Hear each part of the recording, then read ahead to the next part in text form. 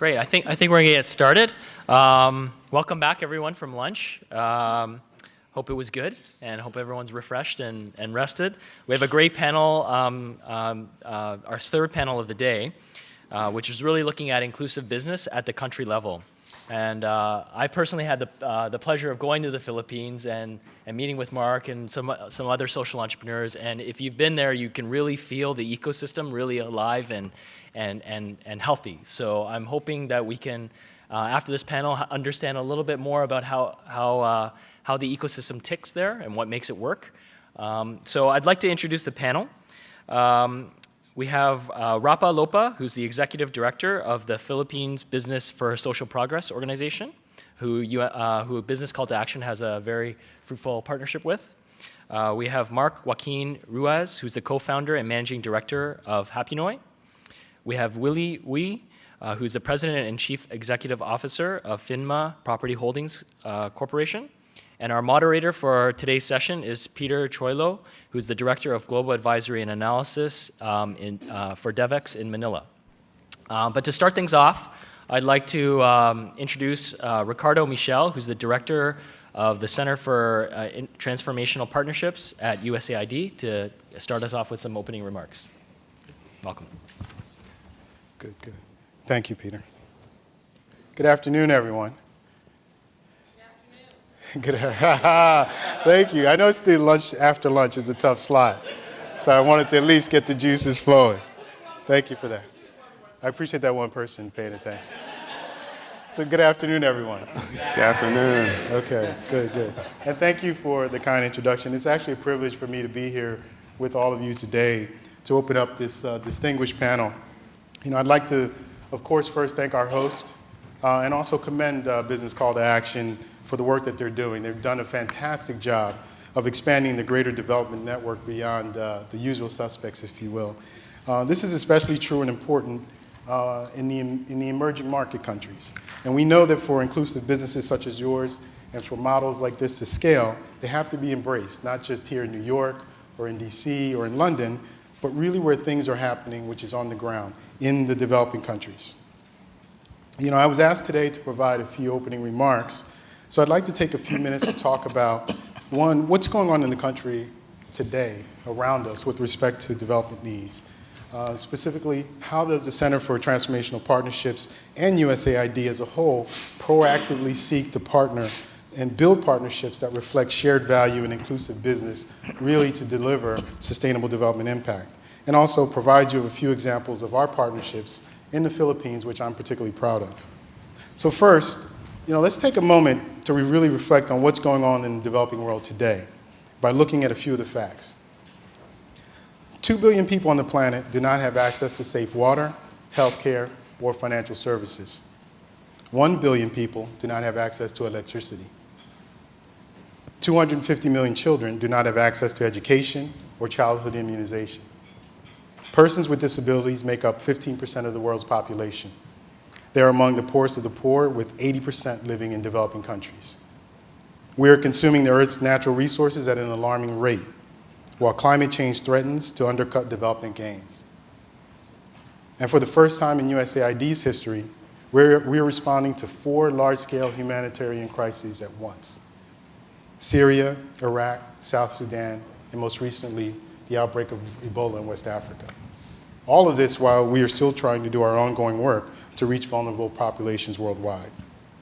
So there's no question that these challenges are quite significant. But despite these dire headlines and the very real problems that we're trying to address, we're also living in a time of tremendous hope and possibility. One of the things that gives me the greatest hope is knowing that we're not in this fight and we're not addressing these challenges alone. Inclusive business is well poised to improve the lives, promote prosperity, and transform development outcomes for millions. Our motto in my center is we do it better together. But most of all, the U.S. Global Development Lab in and of itself really is an experiment in collaboration. I started my career as a CPA and then an investment banker before coming into global development or international development. And one of the biggest changes that I've seen in my time working in this space is this shift of the private sector involvement and its contribution to advancing global development. We realize that working with the private sector is really no longer a luxury, but actually a necessity. Today, 91% of financial flows into the developing countries from the US are from private sources. At no other time in US history has US foreign aid made up such a small percentage of global capital flows. In 1960, public capital accounted for over 70% of financial flows to these countries. Today, it stands at less than 7%. So, what does this mean for us? It means we must recognize and embrace that the world is changing, and thus development itself must change. We must harness the modern miracles to leapfrog development over traditional paths and leverage both traditional and non-traditional partners to help us achieve real development impact, and I should say sustainable development impact. As you know, I'm here as the director for the Center for Transformational Partnerships. This is part of USAID's Global Development Lab. Our center's mission is to increase the agency's strategic utilization of partnerships with both the private sector and other key stakeholders to accelerate sustainable development impact by assisting our missions and bureaus in leveraging their combined skills, assets, technologies, and resources through partnerships with the private sector, by building partnerships and networks to advance key agency priorities and to support the testing and scaling of development innovations, and perhaps most importantly to those of you here, by building partnerships and networks to develop capacity at the country level to support local innovation ecosystems, which includes private sector, research institutions, and universities. Now, I'm proud to share that over the last 12 years, USAID has built over 1,500 alliances. We've partnered with over 3,500 individual partner organizations, and we've been able to leverage over $20 billion in public and private resources, all in the advancement of our development objectives. Across this portfolio, on average, we've leveraged $3 to every $1 of USAID funding. And at the end of 2013, we are working on a portfolio of 200 active partnerships. Stepping back, USAID's mission, for those who are not familiar with it, reads, "We partner to end extreme poverty and to promote resilient democratic societies while advancing our security and prosperity." So, critical to us achieving our mission is this core tenet of partnering. And fortunately, there has been a surge of new stakeholders all aimed at achieving this very same goal. Now, while USAID is interested in helping international companies achieve success in these new markets, we're especially interested in helping grow local business and the ecosystem at large for more sustainable economic growth over the long run. Something that we've learned from our work to date is that while we certainly need public investment and leadership to help promote lasting solutions, the private sector, along with local communities, can help break down challenges into more manageable parts and address them in ways that government alone cannot. We seek to engage the private sector to tap the power of businesses, large and small, established and entrepreneurial, to fuel economic growth, innovation, and job creation. We leverage private sector skills, resources, and technologies in order to achieve sustainable and scalable solutions via market-led approaches that can be sustained in the long term without donor assistance. Evidence from our partnerships globally has demonstrated that alliances work best and have the greatest development impact when they are premised on notions of shared interests, shared value, shared risk and rewards, and really emphasize the concept of inclusive business. We seek to partner with companies that are committed to shared value, as these companies recognize that there is a competitive advantage to creating business innovations that address society's needs and challenges. By forming strategic partnerships with USAID, companies can share the risks of investing in key emerging markets while contributing to improve social and economic outcomes in and with the communities where they operate. Along with the business call to action, we recognize that the most intractable development challenges require capabilities that no one sector alone possesses. To attain true, lasting development impact, we need to leverage public funds, private support in the form of skills, expertise, and funding, and we need to include low-income populations in this value chain. Finally, I'm extremely proud of our partnerships in the Philippines. Our Philippines mission supports a project entitled Innovative Development Through Entrepreneurship Acceleration, or IDEA. This is a 3-year project with the Philippine Development Science and Technology Foundation This program fosters a culture of entrepreneurship into the growing engineering and science programs in the Philippines' higher education system. It brings a market-oriented lens to the university curriculum for research-oriented science and engineering within the higher education programs, which all aim to strengthen the human capacity and effectiveness of market-relevant workforce skills in that country. In addition, USAID supports economic reforms in the Philippines that focus on sustaining good fiscal sector performance and removing barriers to investment and competition. Our technical assistance focuses on priority areas such as reforming policies, regulations, and administrative practices affecting international trade and investment, improving overall competitiveness, and lowering barriers to entry. For example, our Investment Enabling Environment project supports initiatives aimed at reducing the cost of doing business in the Philippines to improve the overall business and investment climate for its entrepreneurs. These activities are demand-driven and build on the results-oriented agenda to maximize the benefits of economic growth. Now, these are just a couple of examples of USAID's partnership work in the Philippines. We're doing a lot more both at the enterprise as well as the systemic levels. And of course, we look forward to many more such successful partnerships.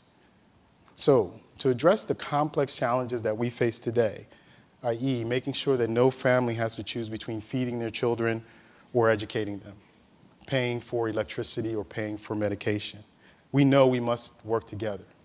We must empower people to help themselves and find local solutions to the challenges they're facing. That's the common denominator among us. We can do it better together. So with that, I'd like to now turn it over to Peter Chorlo, one of our key partners of DevEx, who will moderate this distinguished panel into a deeper discussion of what it takes to catalyze public-private partnerships at the local level. Thank you very much for your time. Thank you, Ricardo, and thank you for your critical leadership on these issues. I'm really pleased to be here. I'm a 6-year resident of the Philippines, but an American.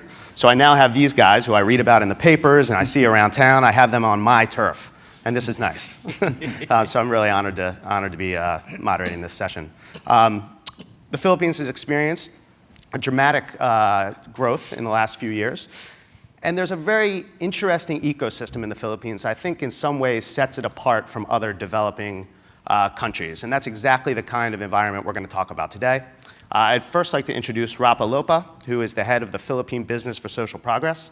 Rapa is really at the center of this inclusive business, social entrepreneurship, public-private partnership, collaboration in the Philippines.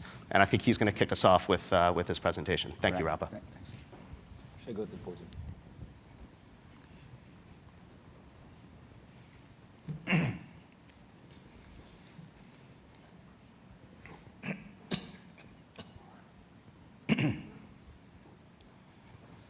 Thank you, Pete. I hope you don't mind if I fumble a little bit because it's at 2:30 in the morning in Manila right now. No, anyway, thank you very much, and thank you for BCtA for inviting us here again and to share the Philippine experience, the Philippine story on inclusive business. So on behalf of my fellow Filipino panelists, I would like to, again, extend my appreciation for bringing us all here, share our own efforts in transforming Philippine business to be more deliberate change agents as we address the nagging poverty problem of our country. We realize that even as we discover innovative ways of companies in the Philippines, of how companies in the Philippines are able to harness their core businesses to affect the lives of our marginalized countrymen, we are also conscious of the fact that there are more challenges that we need to hurdle. Therefore, we are looking forward to this gathering and the conversations we hope to trigger in our presentation as we seek to gain new insights from those of you who may have actually overcome similar challenges in your own countries, or may simply have new ideas or questions that could help us sharpen our thinking and plans moving forward. Allow us, therefore, to share the stories of our journey towards enabling our companies to adopt inclusive business models. We also like to highlight our partnership with the Business Call to Action advocacy in strengthening the enabling environment for inclusive business through public-private partnership collaboration and mechanisms to support private sector communities to address development issues. The Philippine economy is demonstrating a stable and remarkable economic growth rate at more or less 6% in the last 3 years. No less than the top rating agencies have given the country an investment grade. But the strong economic performance have not translated to a reduction in poverty and unemployment. It is in this context that President Aquino called on the private sector to partner with government in pursuing a more inclusive growth agenda to allow the fruits of our country's growth to reach the majority of our countrymen who remain poor. As a concrete response, we at the Philippine Business for Social Progress, a membership organization of over 250 companies committed to reducing poverty in the Philippines, launched the Inclusive Business Imperative Center. In brief, we define inclusive business as a core business activity that incorporates the poor within the company's value chain as suppliers, consumers, distributors, and/or employees in such a way that creates shared value. The IBI Center, or the Inclusive Business Imperative Center, has been set up to assist companies in the establishment of inclusive business models along their core business strategies. We do this by convening and coordinating stakeholders that shape the enabling environment for companies to adopt inclusive business. Sometimes it really begins by simply looking into existing business models of companies and helping them discover the inclusive nature of their models. And in fact, two of my colleagues here and two of my fellow countrymen will share that to you.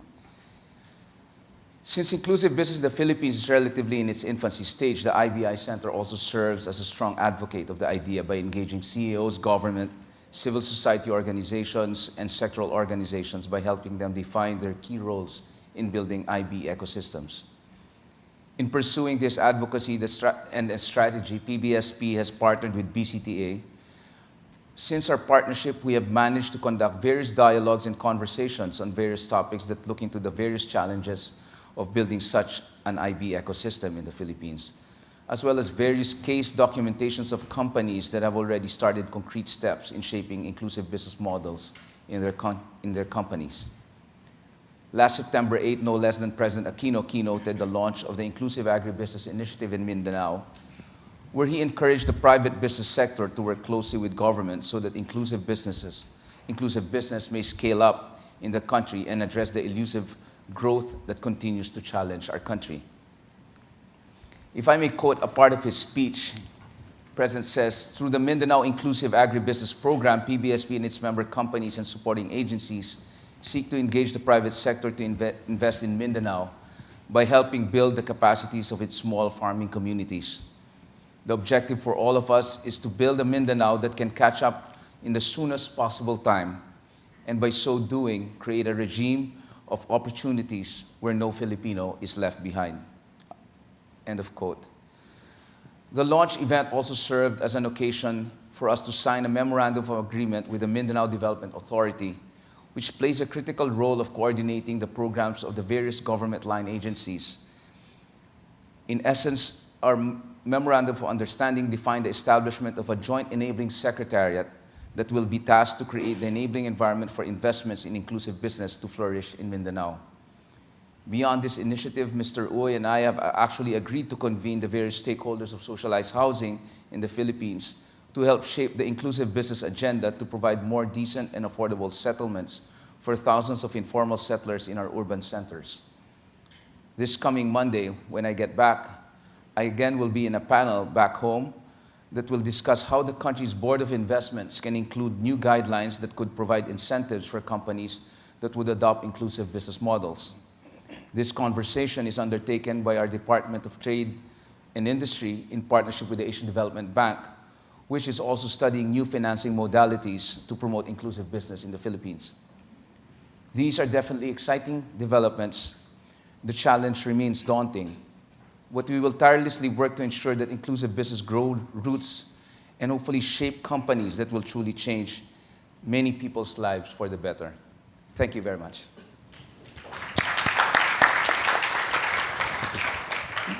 Thank you, Rapa. Yeah.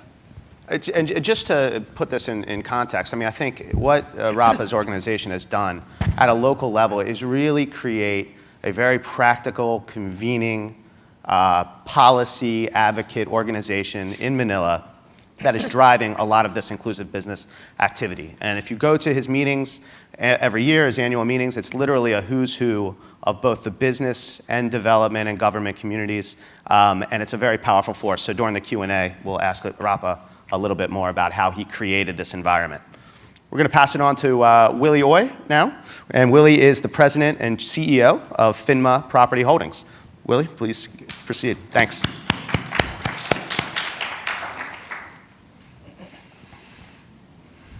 Good afternoon.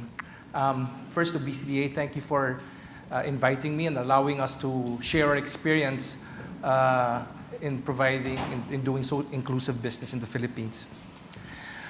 Inclusive business is a fickle concept.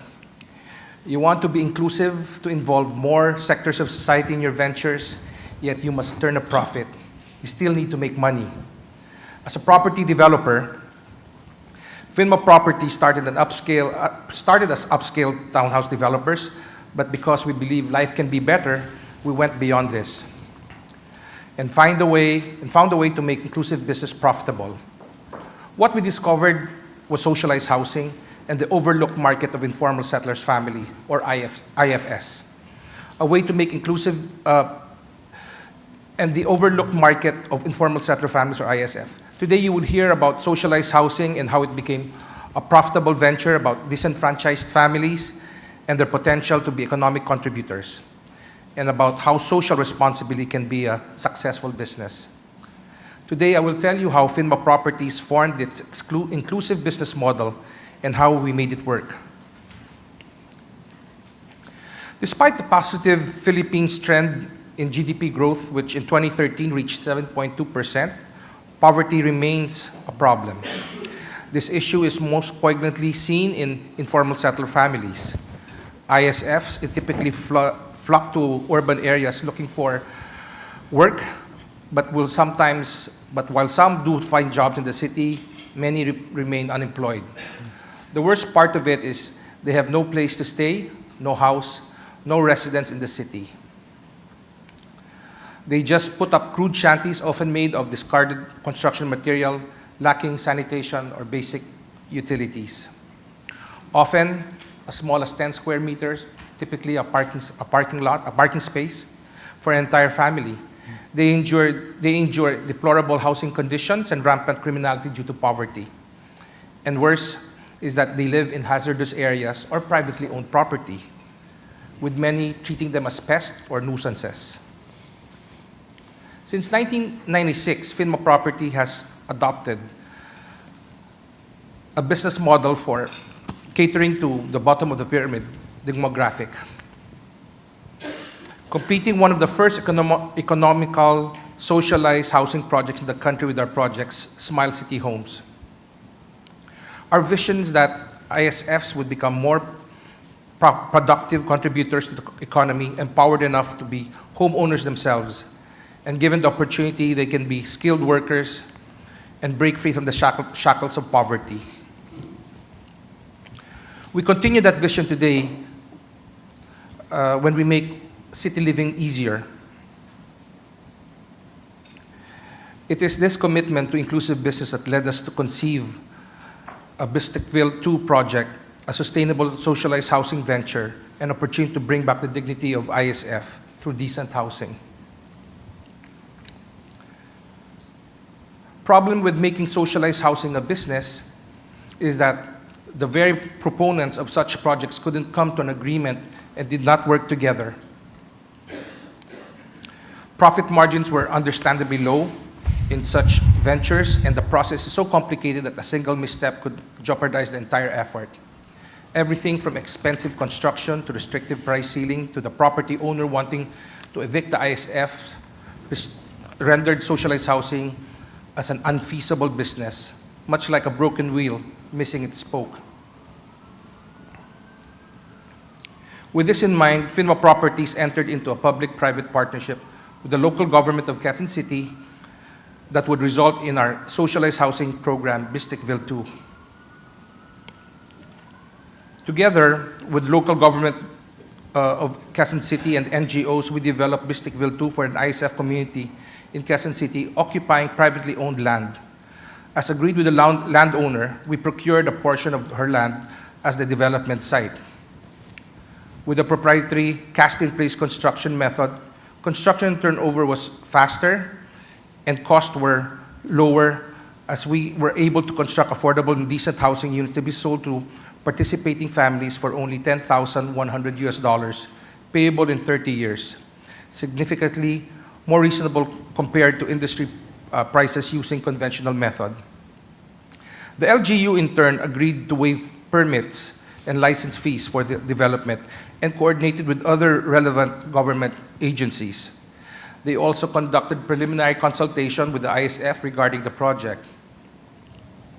For the families who volunteered to be beneficiaries, the LGU provided some financial assistance. With those who opted to return to their home provinces, existing government programs would be given them assistance in their departure. The LGU also handled estate management, educating the new homeowners about the rules and regulations of living in a community for maintenance and management of the project. Through the LGU's assistance, government financing institutions such as the Home Development Mutual Fund and the Socialized Housing Finance Corporation also became involved with the project. Through their assistance, the ISF could apply for housing loans to help pay for their new homes with as little as $51 a month, payable in 30 years. Through the family's amortization, the government is able to collect real estate taxes. Of course, we do not want to build houses, we also want to build lives. Together with organizations such as the Philippine Business for Social Progress, FINMA Properties formed a council that facilitated skills and livelihood trainings and workshops to better equip residents for gainful employment. The Technology Education Skill Development Authority, or TESDA, acted as a testing center for the trainees. The council also provided social development, community development assistance to the homeowners, such as establishing a homeowners association, estate management, and a cooperative. Through the cooperation of all proponents and stakeholders, we made the broken wheel turn. And Bisticville 2 ultimately proved a success.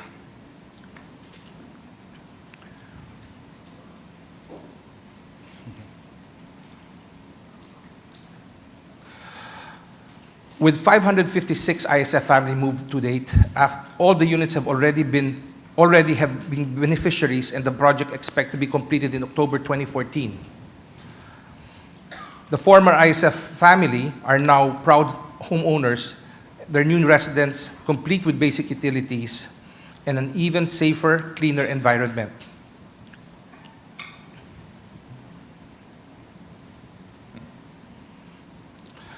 Perhaps the project's most significant value for the families was the considerably quick turnover of its location near the jobs and livelihood. A true in-city relocation, one of the first of its kind in the country. The local government's able to collect tax from the families and they're now permanent residents, increase job opportunities, solves the issue of illegal settlements. Furthermore, the landowner's property was once again a performing asset. Through the new houses, estate management, and skills training we provided, the former ISF can find more job opportunities and have the capability to pay for their new houses as well as improve their own lives and having them rise from poverty. FINMA interns gained profit through the payments, and the families have since become an entirely new market. This now has become a sustainable cycle of profitable business and social responsibility. As a developer, we found the stakeholder cooperation and catering to ISF was a sustainable business model. Bisticville 2 has proved that inclusive business can transform an ISF community into legitimate homeowners that actively contribute to society. We have since devoted 30% of our production capacity to socialized housing projects. We are now in the preliminary talks to replicate Bisticville 2 models in several other cities in Metro Manila due to its success. We have also more socialized housing projects in the pipeline as Bisticville 2, namely Baradi 2 in Quezon City and Strikeville 4 in Cavite City. The importance of public-private partnership to Bisticville's success cannot be understated. Only with the cooperation between the LGU were we able to maintain the sustainable nature of the projects through permit waivers and government financing institutions. The contribution of the NGOs and multi-stakeholder organization is integral to the social responsibility aspect of the project. The skills training and community development help the community to better adapt to a project and make them productive. The problem of informal settlers remain, but we know that socialized housing can help address this, as seen with Bisticville 2. It would be the country's best interest for the government to increase its support to projects like this. Possibly aside from waiving permits, tax incentives or tax credits can be given to developers in order to motivate them to enter into more public-private partnership for socialized housing. It would also be very beneficial if bureaucratic process of forming PPP would be simplified. Donors or multi-stakeholder organization may be given some form of incentive for their support. Socialized housing in itself is an enticing venture because it's a PPP and there is little or no market risk. It reflects the developer's sense of social responsibility, requires minimal marketing, and the target market, the ISF, are provided with livelihood options, making them a stronger market base and a more productive community. As the late Nelson Mandela once said, poverty is man-made. Just as man created it, man can end it. Our inclusive business model is one way to eradicate poverty, one community at a time, as we have proven how it works. We at Finma Properties realize that poor Filipinos don't have to stay poor. We need only to empower them and give them the opportunities they need to succeed. Some of the most internationally famous Filipino today come from a background of poverty. Manny Pacquiao, the first 8th Division World Boxing Champion, fled his home province due to poverty and went to Manila to seek his fortune. As a young teenager, he became one of the many ISF in Manila, doing all sorts of odd jobs to become a world boxing champion. Efren Peña Florida, before becoming CNN Hero of the Year in 2004, grew up in an urban slum, but after getting an educational scholarship, he continues to champion his own advocacy group that brings education to thousands of marginalized children. How many more stories of heroism and success will we hear once organizations realize the potential of inclusive business to help marginal people in society? Through what I have shared with you today, we know that social responsibility can be a sustainable business. Now is the time to spread the truth of inclusive growth and initiate more inclusive business ventures to uplift the overlooked, neglected, the poor, and the homeless. Life can be better, and through initiatives like Bisticville 2, we will make it better. Thank you and good day.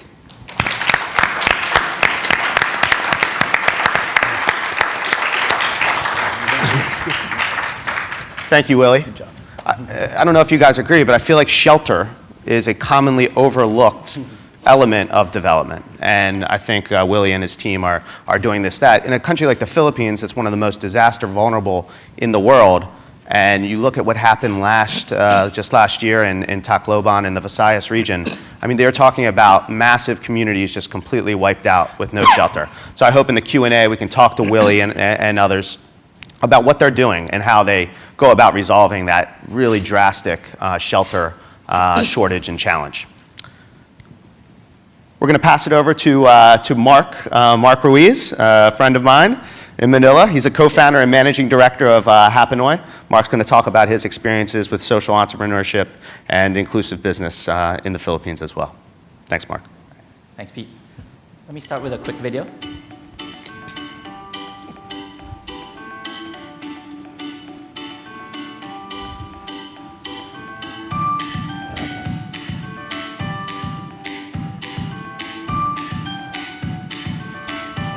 Excuse me.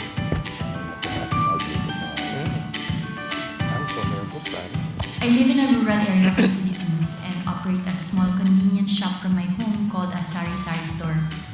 The income from this business helps to supplement the income for my family.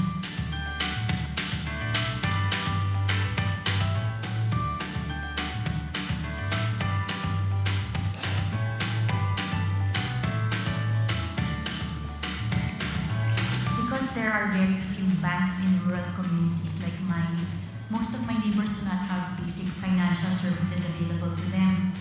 This makes it very difficult to perform typical transactions like making bill and loan payments or transferring money. But now, I can use my smartphone to provide these important services through the Happy Noy Mobile Money Hub project. With a special smart money platform application loaded onto my Android-based phone, I can now offer affordable mobile financial services to the people in my community. This helps to improve the economy in my area and affords me the opportunity to grow my business and increase my family's income.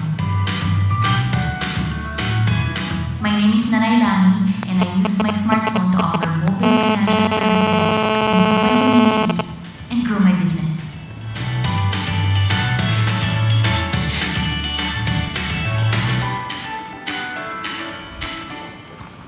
Yeah, so this video is an example of partnership between our organization and Qualcomm, and it gave birth to the Happy Noy Mobile Money Hub. But I'm not for Qualcomm, just to clarify. So the name for our organization is Happy Noy, and I guess I just sort of like wanted to explain what that means. So it's actually a play of words between happy and Filipino. So Pinoy is a play of words, is really actually the local slang when you say Filipino. So we're not endorsing the president who goes by the name Pinoy also, but he's a very good president, he's a good administration. Our administration is really good. So you saw the video, and I wanted you to sort of like keep that image of the store right there in your periphery, because that's really the core of what we do. That store, called the Sari Sari store, exists everywhere in the country. And it's in the context of this. Well, you saw some statistics earlier in the video. We're actually talking about financial inclusion at the last mile.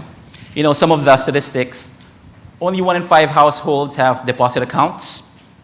Only 37% of municipalities in the Philippines actually have access to banking services.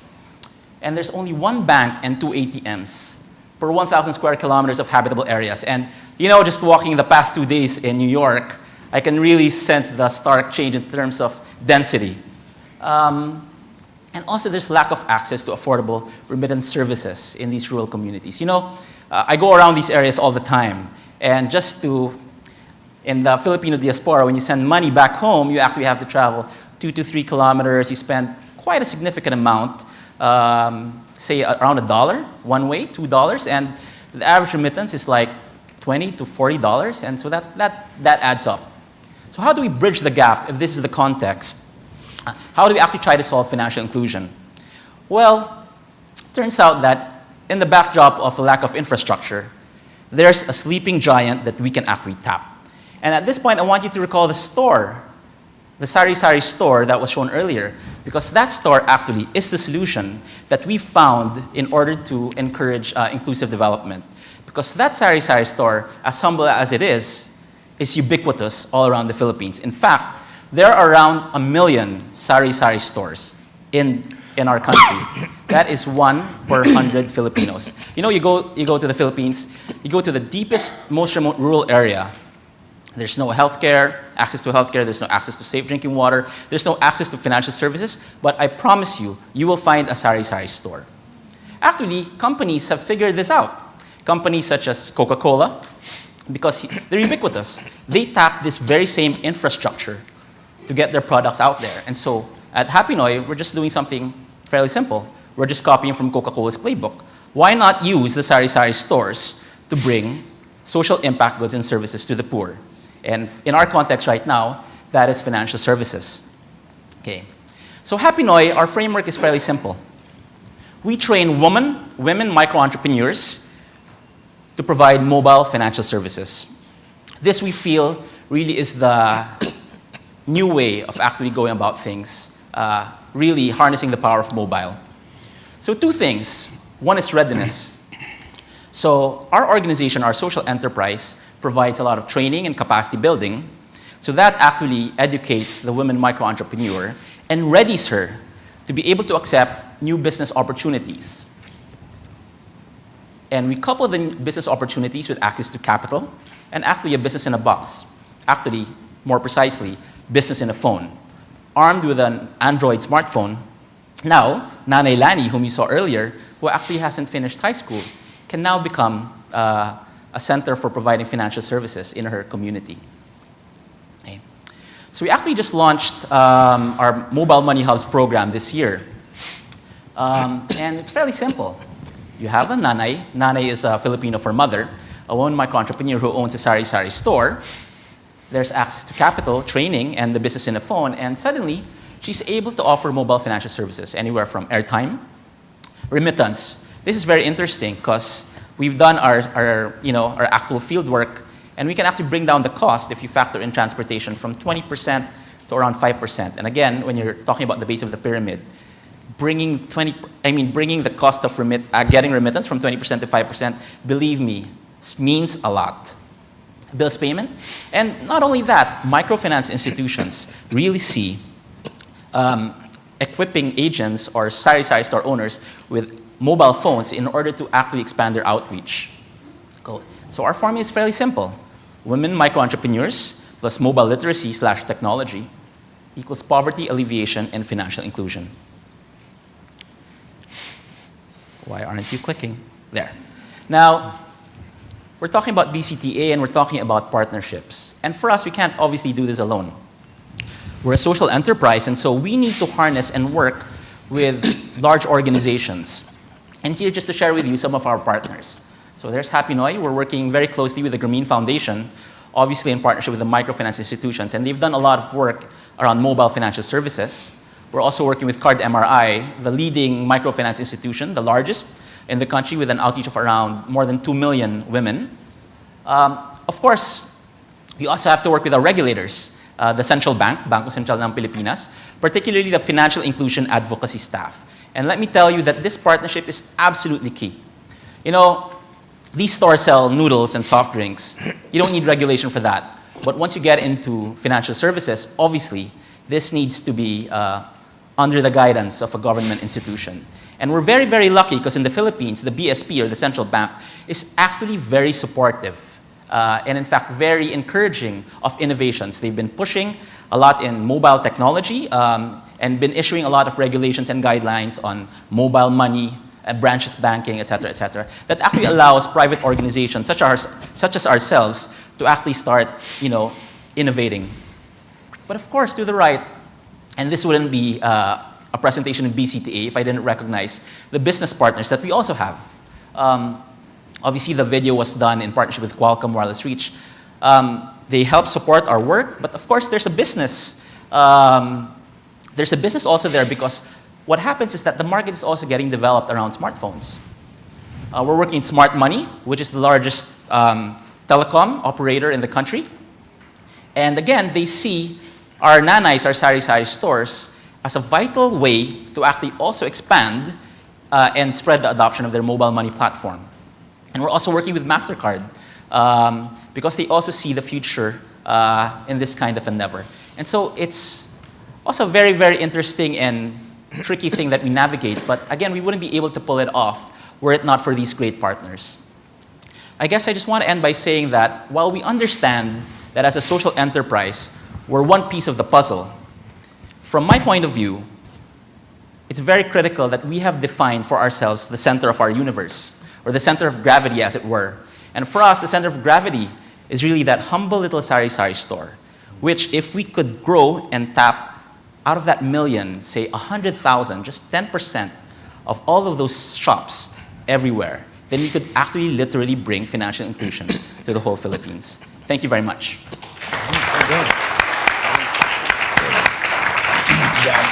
Thanks, Mark. Thanks a lot, Mark. Appreciate it. I'm just going to start with one question. I think I'll just break it down two and two. My first question will be to Mark and Ricardo, actually. So, I mean, here in New York, and I'm sure people here have been to several events, we're talking a lot about innovation. There are pools of international funds available to spark this innovation in places like the Philippines. It seems like the social entrepreneurs are out there. Mark, let's start with you. I mean, do you feel like those funds and the technical assistance that international donors are providing, do you feel like those are accessible to social entrepreneurs in the Philippines? And then, Ricardo, what is USAID doing about it to go that extra mile and make sure it's actually being utilized?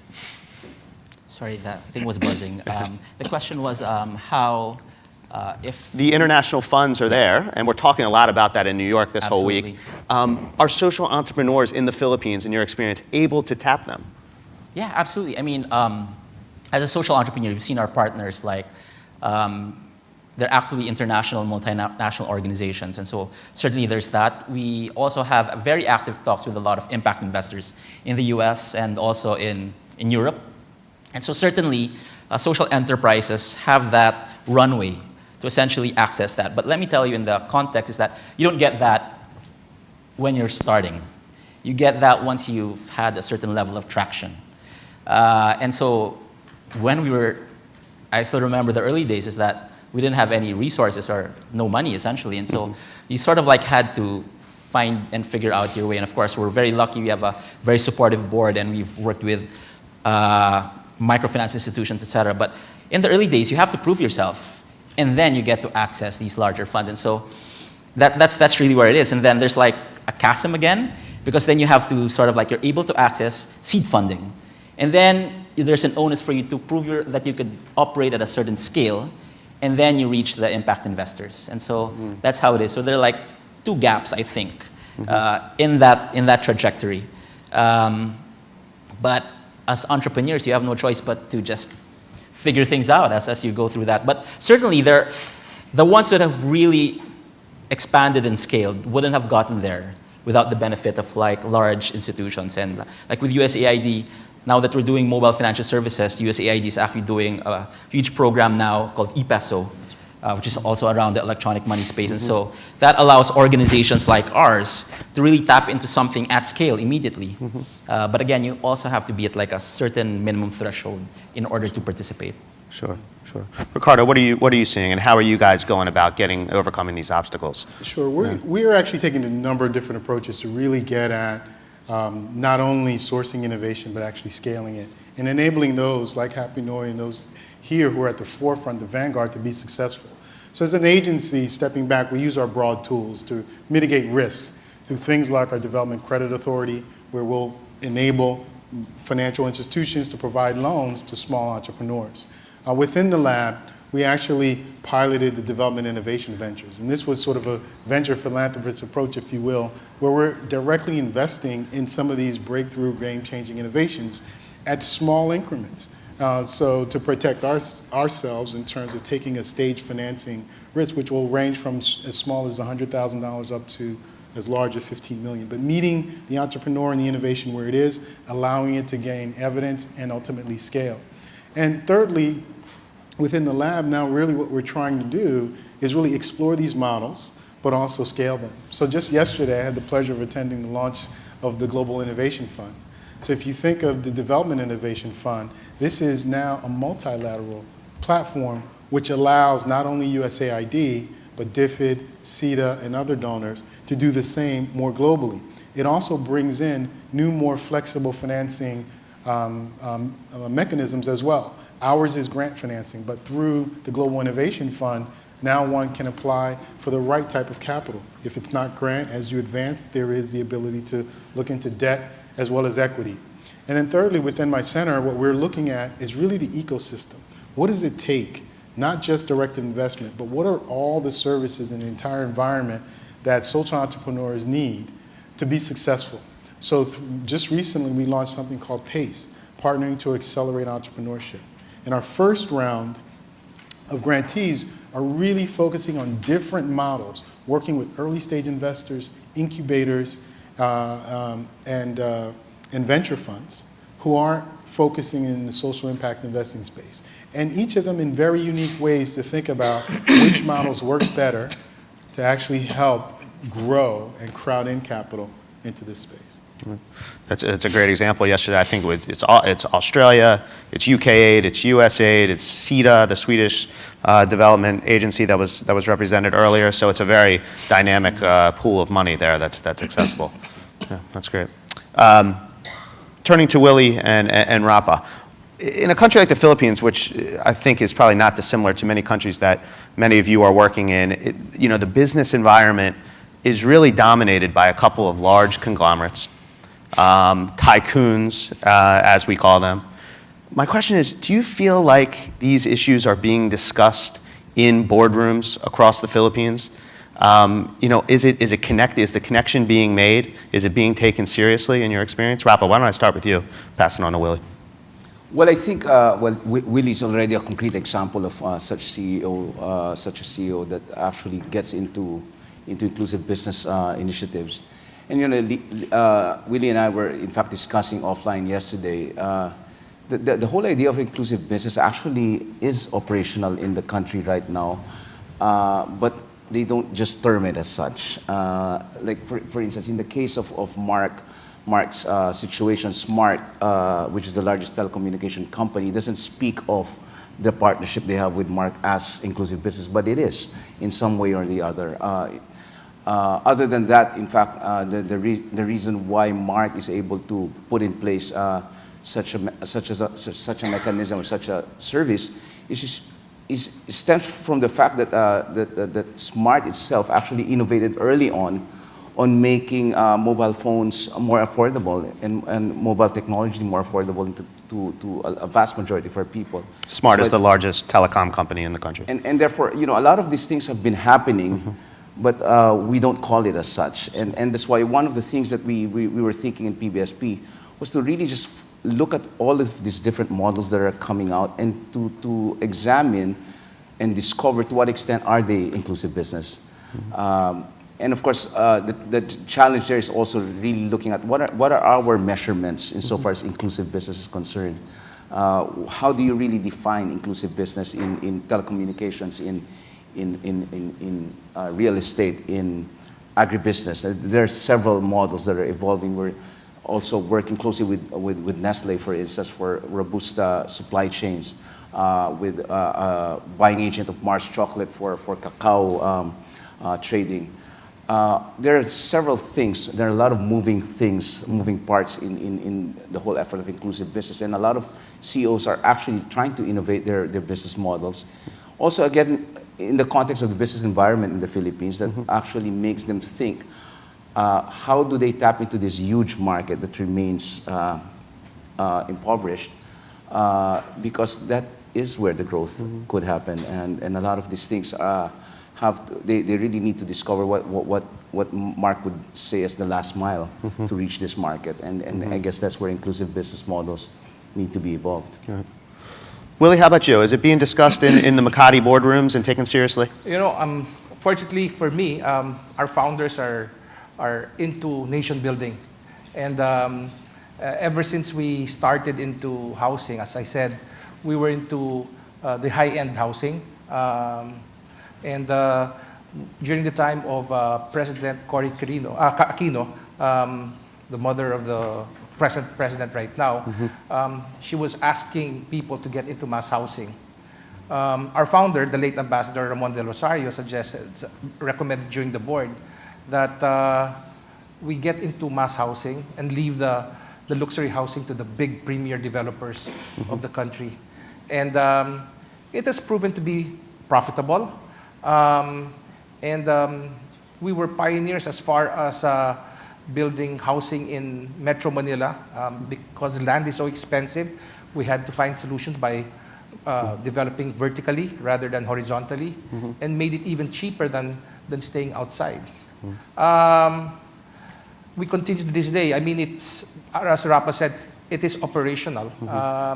It has provided us with some advantages because as you know, in real estate, it's a highly it was regulated, highly regulated, and that there's a lot of bureaucracy. But normally, the problems of the city mayors are always homeless and housing problems, and they would look for solutions, and we are the solution because we build houses using technology. We're the only ones that can build quickly and cheaply. And because there is a personal relationship, hopefully we're able to cut down on the red tape with our other projects, and it has proven to be successful. I think you're hinting at something that's very important across the board here is governance. Can you guys are there any, I know there was a social entrepreneurship bill in Congress. There's other examples. Can you guys cite any that any simple policies or governance decisions that have helped you sort of facilitate this activity in the Philippines? Open question. You want to take it? Yeah. Well, currently there is a bill that's being explored by actually my co-founder, who's now in the Senate, and actually it is for social enterprise, and I think it's because he carried the perspective that we have in Happy Noy of really trying to encourage social enterprise and inclusive bill, and so he knows actually the pain points of what it takes in terms of like how to push things forward, and so like how to create that environment essentially. And support, because if you look at the Philippines, we don't have, it's inarguable that we don't have a lack of problems, but it's also inarguable that there are so many solutions that we already know. The balance or the lack of balance really is from the lack of social entrepreneurs and social enterprises and inclusive businesses. And so this legislation called the Present Bill, which is the Poverty Reduction through Social Enterprises Bill, seeks to encourage and seeks to really support the flourishing of both social enterprises and inclusive businesses. Right. Great. How about on the corporate social responsibility side? Are there any laws out there that are mandating this? Or is there any proposals out there that are going to encourage businesses to become more inclusive and more active? I think it's a different conversation altogether, because corporate social responsibility is really a totally different conversation from inclusive business. There are tax incentives definitely for companies that get into corporate social responsibility initiatives, but inclusive business is at the core of business policies, and as I was explaining earlier. When I get back, in fact, we are going to drill down on some of these conversations with the Board of Investments to precisely look at new guidelines that could actually encourage companies to develop these inclusive business models. There are also existing laws and policies that actually, in the agribusiness field, for instance, not only laws, but in fact government programs that actually encourage entrepreneurs to explore getting into that middle ground, middle coordination of aggregation of production to support huge markets like the big FMCG companies that are buying raw materials. Like for instance, the Department of Trade and Industry have this shared services program where they actually provide financing to buy post-harvest or processing facilities that can be shared by small landholders in the country. Because in the situation in the country right now is that because of the agrarian reform law, we have disaggregated huge tracts of land and have subdivided into small land holdings to small farmers. And for them to be able to actually do a market relationship with the large buyers, the challenge of social entrepreneurs getting into the middle and actually providing that much needed aggregation initiative or aggregation business model to precisely allow for the sharing of the value that's created in that chain is definitely needed. And that's where small, medium enterprises are actually being encouraged by the Department of Trade and Industry to tap into these programs, as well as the financing that goes with it, so that they're able to actually establish those modalities, those models. Excellent, thank you. I'm going to shift gears a little bit. Well, I just want you to talk a little bit about your experiences in Tacloban and what you see as the challenges of just establishing, I mean, really basically rebuilding an entire metropolitan area. What have you seen down there? Willie? Yeah. I was in Tacloban about 3 months ago, and right now there still seems to be a problem of the financing for private developers to come in. We'd want to do our part, and we're just waiting for the go signal. But somehow, again, there's that bureaucratic problem that's affecting the help that is needed there. That's why I was just talking to Rapa yesterday and telling him that because he has access to a lot of these big donors, why can't we just do a transaction and just build for them rather than wait for the government to fix the problem of setting aside so much funds for a particular community. Right. I could be wrong. I think USAID might be interested in that because I know they've been trying to build shelter in those areas. So maybe there's a conversation that needs to be had. I'm going to open it up to the floor for questions. We got plenty of time to entertain a few. Anything for our distinguished panel?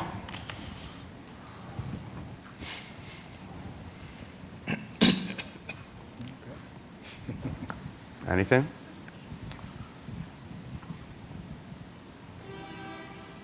Anyone? There you go. Thank you. Hi, Randall Mason from IREX.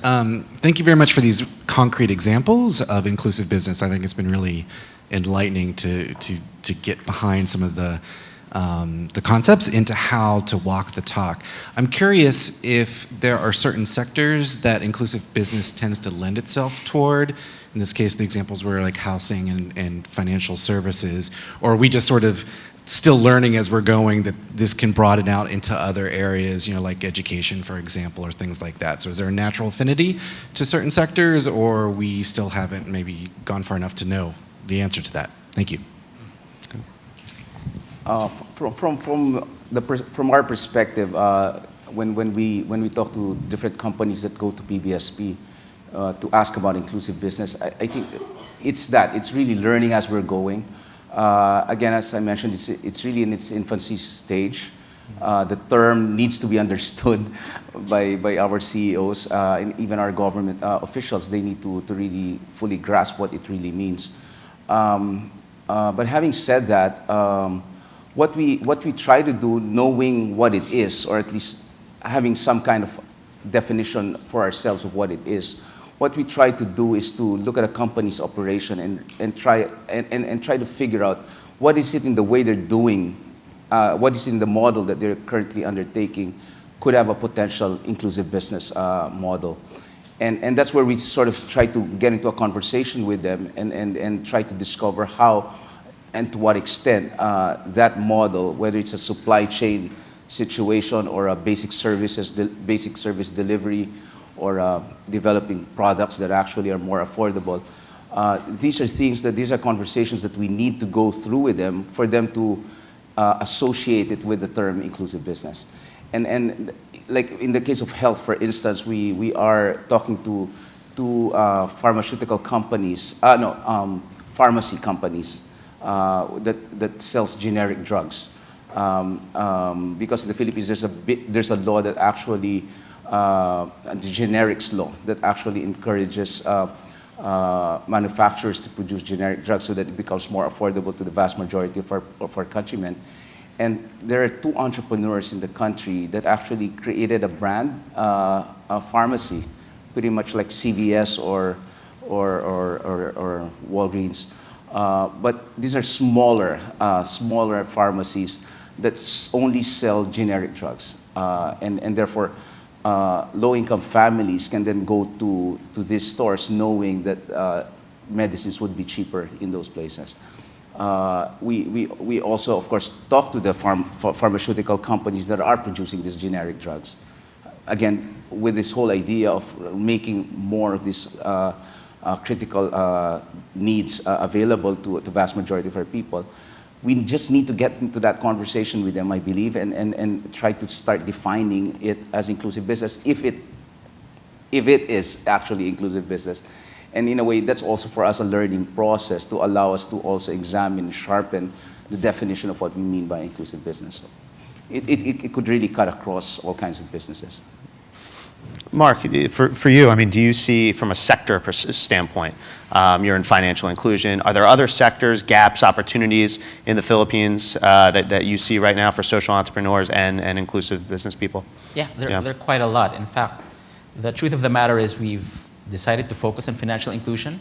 But again, if you look at the footprint and the potential of these small shops and their ubiquity, you could actually start solving relevant problems that their format could allow.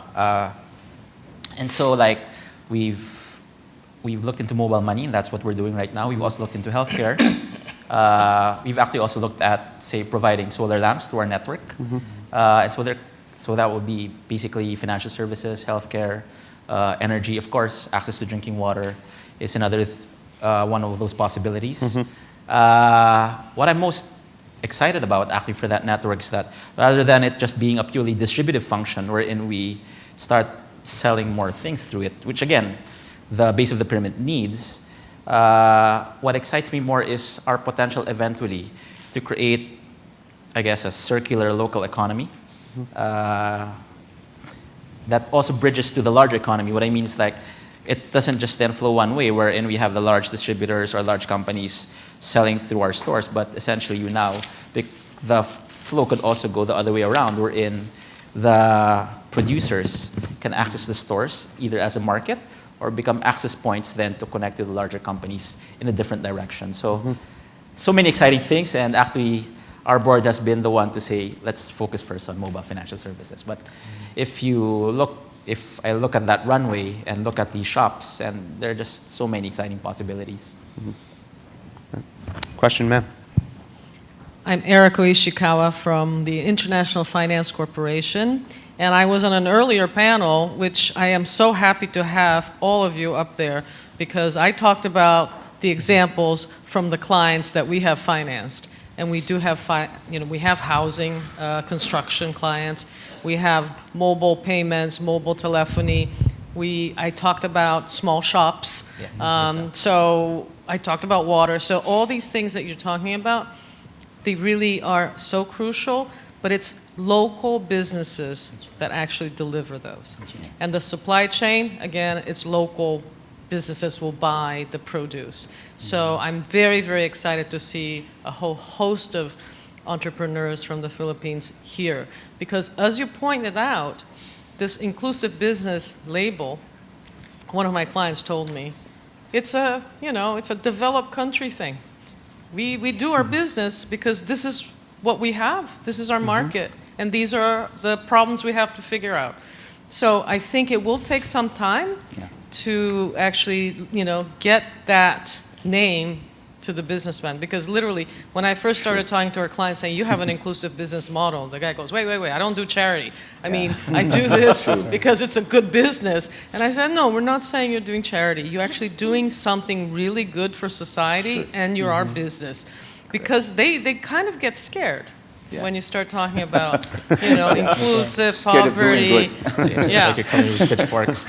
So I also agree that it's very different from CSR. Yeah. So we have to be talking to, like if you're talking on supply chain, it has to be the procurement director. Sure. It has to be, the distribution guy with a company. And those are really important things to remember. So congratulations. And I actually have 44 case studies written from all over the world. Be happy to share with you guys. Would love that. Thank you very much. Thank you. So Peter, if I may, Sure. there's an important undercurrent here, because if you were to ask the original question about sectors to me, and I think, similar to our colleagues at the World Bank and IFC, we're very much agnostic. I think the critical role that we play is to be catalytic, is to actually convene platforms like this in partnership with Business Call to Action to actually talk about that. Because there is a dark side to CSR and social business, even social impact investing, where not everyone makes the connection between, hey, guess what, I can do good and actually make money. There's some philosophical differences as well as just some educational improvements that need to happen. I think it's through these types of venues, because the Venn diagram that I'm looking to exploit is really that overlap between our development interests and business interests. So what does that mean for me as a donor? It really means sustainability. To the point where this is happening organically, and you don't rely on donors to have to come in and either subsidize or fully fund something that can happen. So whether it be in healthcare, education, whether it be in using mobile money or some other type of mechanism, we just want to make sure that we see it successful, we advocate its success, and make sure others really begin to understand. It's to the point where whether you're calling it inclusive business or not doesn't matter. It's really about doing good business and doing good while you're doing good business. Right. Absolutely. The locally led thing, I think, is a very, very important piece. In terms of foreign invested corporations, though, what role do they play? Rapa, I've been to your meetings, and there are a number of foreign invested corporations as well. Is that exchange happening, and how valuable is that between local entities and international foreign invested companies, many of which are probably represented in the room? Well, as I mentioned, some of the multinationals actually look at their supply chain situations in the country, and they see the need to also rationalize their procurement locally, and again, as part of business risk assessment, it is really at the core of handling the risks also of their business, but in trying to create new modalities within the country where they're operating their business. For instance, in the case of Nestle, they import about 70% of their coffee requirements for just to address the Philippine market. And what they're hoping to do is to actually shift that to 70% locally procured to 30% imported. And that's why there's a big push to actually encourage farmers to plant the Robusta variety, which they need. The same thing with Mars chocolate, given the challenges of access to cacao from the Ivory Coast. That's also going to be challenged. That's why they're looking for other countries where cacao could grow, and definitely the Philippines is an area where they can actually buy that. This group called Kenmare Foods Incorporated is saying that they want to be able to produce about 4 million tons no, not 4 million, about 1 million tons of cacao out of the Philippines by 2020.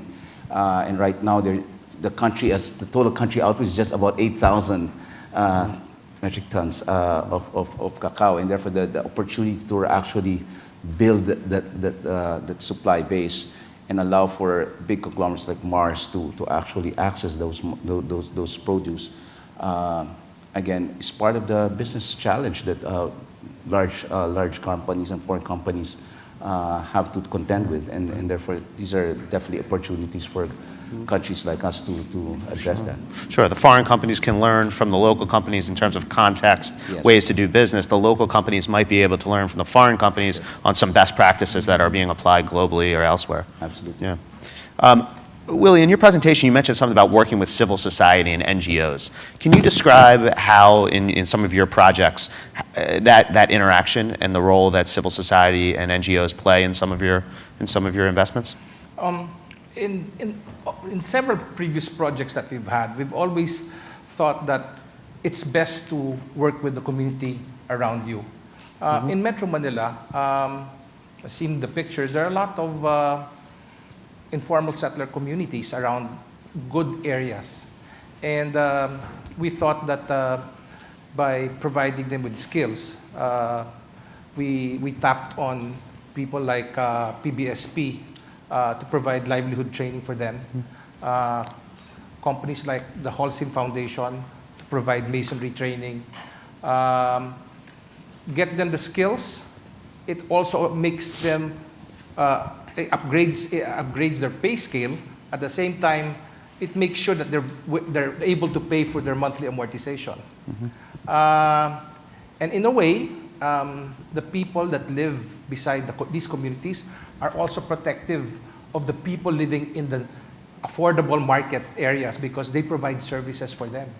So peace and order is also much better.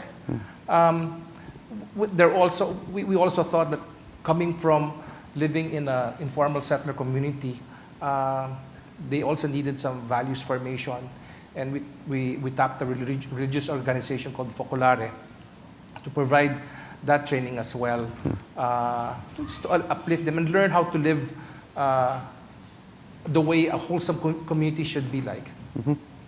So that's our formula. Excellent. Any last questions from the audience? I have one over here. Hi. Sorry, was there? Oh, yes, please. I can find you. Hi, I'm Helen McGuire, and I'm the lead for non-communicable diseases at PATH.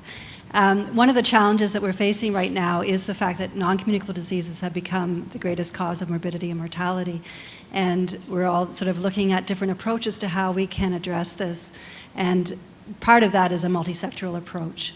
And so what I was wondering, when you're considering the inclusive businesses, is there a consideration, for example, in the housing, how to promote wellness, how to promote physical activity within those that are involved with businesses?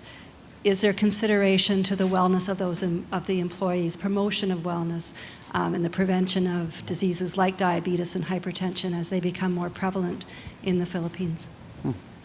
Interesting question. The lifestyle diseases? So yeah, basically, yes. So how are companies in the Philippines, inclusive business companies, promoting their own employee engagement to avoid non-communicable diseases, prevent?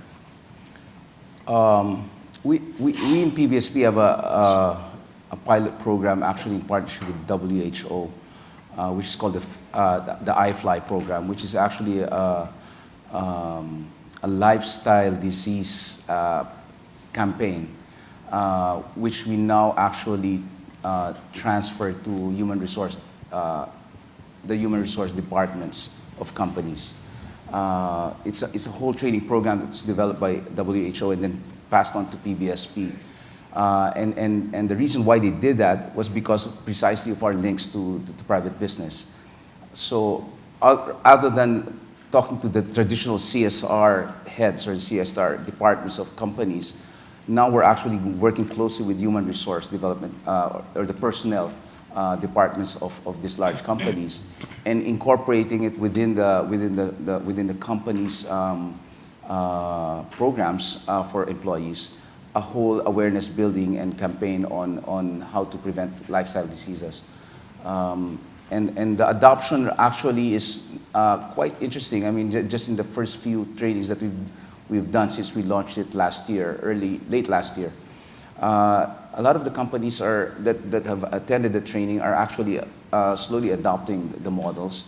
We still need to see maybe in a couple of years whether the absentee rate or the productivity rate of employees have actually improved because of those programs that have been established. But at the moment, that's what we have insofar as lifestyle diseases are concerned. PBSP is also handling a huge tuberculosis control program, which is funded by USAID as well as the Global Fund.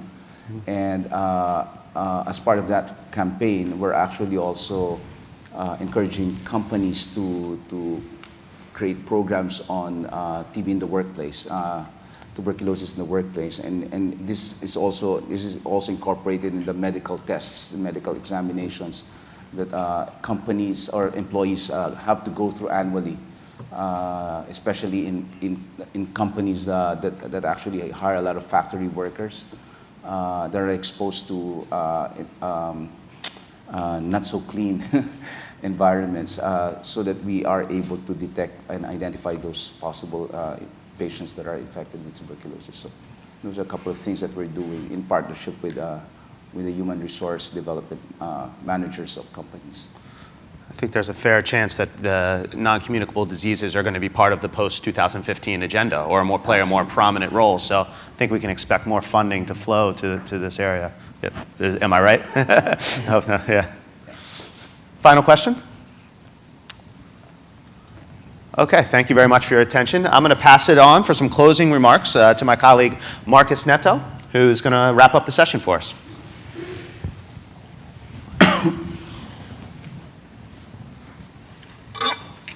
Good afternoon, everybody. I'm Marcus. I work with UNDP, and we not only are a partner in the Business Call to Action, but we actually have the honor on behalf of our partners to host the Secretariat of the Business Call to Action. I think this conversation today here was age has arrived. I think it's fantastic for me to see the work of PBSP and FEMA Corporation, HAPNOI, and engagement of USAID in the Philippines, and engagement of the Business Call to Action in the Philippines in the creation of a conducive ecosystem. And we saw here from to some degree, a generic organization the RAPA leads trying to work on the inclusive business in general terms to specifically sectors, including RAPA's working on the agribusiness, in Mindanao, the housing, the financial inclusion, which I think, does demonstrate the potential for inclusive business for almost any sector of the economy. But it's also important to notice that the Philippines have matured enough in the inclusive business that you're starting to have conversations between RAPA and the board of investors on differentiating capital flows to inclusive business. And I think more and more this is where we as UNDP, not necessarily as the business call to action, but now as UNDP, want to be focusing our work on inclusive business in the future. I think we really believe that the last 10 years of discussions of inclusive business, call it what you want, share value, BOP, have been very much focused in demonstrating there is a value proposition, that there is an opportunity to generate resources, revenues, profits, while doing good, somebody mentioned that. But I think it's time with the Sustainable Development Goals agenda coming, its new depth and breadth. But also, as my colleague Paul Ladd mentioned this morning, with the fact that we don't have a lot of time left, right? If we want to accomplish the SDGs agenda, that we have to take it to scale. And that's where the creation of ecosystems, the creation of an enabling environment that to some degree does what RAP is going to ask next week at the Board of Investors, differentiated, treated differently, provided the different incentives to the inclusive business, recognizing and point to the market as governments that there is a new type of business and that is valuable, and we want to see more of that. I think this coming together of civil society, business, social enterprise, and governments will be essential for us to accelerate this transition between traditional business and inclusive business. We at UNDP will be working in the next few years in trying to replicate it, not only supporting the Philippines and consolidating this conducive ecosystem that we see here today, but to replicate that in other countries around the world in different sectors. We believe that there is an opportunity to bring different stakeholders together, and there is a chance that by doing that and by engaging more governments and with a smart regulation, with a smart incentives, maybe by the time maybe some of us, maybe others that are now coming on to take our places in the future, when the United Nations comes to decide what's going to replace the SDGs in 2030, we will no longer have to say inclusive business. All business, or the majority of them, will be the right type of business. And that's what we hope venues like this and the conversations that we take back to our own institutions, to our own countries, and the work that we're going to be doing together, either really side by side or in the spirit in the next few years, going to lead to. So thank you very much, and I think it was a fantastic, and I think we need to give a hand to our panelists here.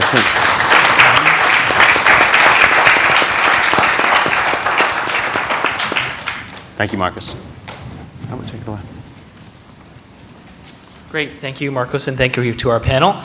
We're going to have a 15-minute break now. There'll be some refreshments outside, and then immediately following the break, we're going to be going into 2 parallel sessions. So the session in here will be a breakout on fostering high-level business-to-business collaboration and partnerships. And in the Tribeca room, which is across the hall, it's going to be the session on creating value through impact. So look forward to seeing you in about 15 minutes.